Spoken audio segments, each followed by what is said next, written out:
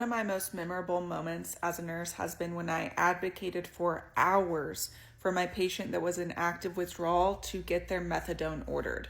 I ran my ass off this shift. I stepped on toes this shift. I called the house supervisor. I called other intensivists that were around on the unit because I couldn't get this patient's intensivist to order him his methadone. When I finally got a doctor to listen to me who actually stepped in and did something, it had been around 6 hours from when I had started trying to get a doctor to order methadone for this patient. I felt so bad for this patient because they kept telling me, like, this is the time they're going to get help. This is the time. They had hit their rock bottom. Their parents were there. They were so supportive. I was supportive. We were all collaboratively trying to save this person's life. And at the end of the shift, he asked me, "Who's the addict in your life?"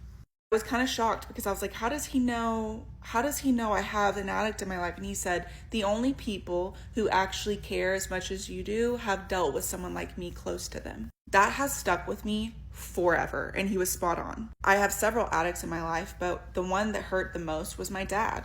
He was in and out of my life from the age of 10 until I got married at 22 years old.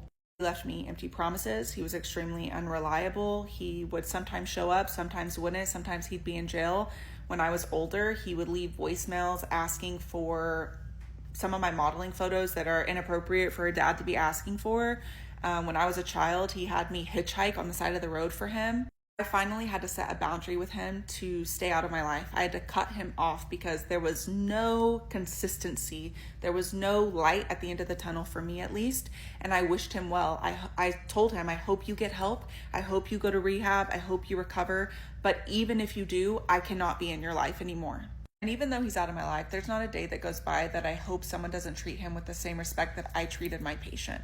It wasn't until I was educated with nursing school that I truly understood how complex addiction is. I used to be extremely bitter about it because my own dad had, in my mind, chose drugs over me for years.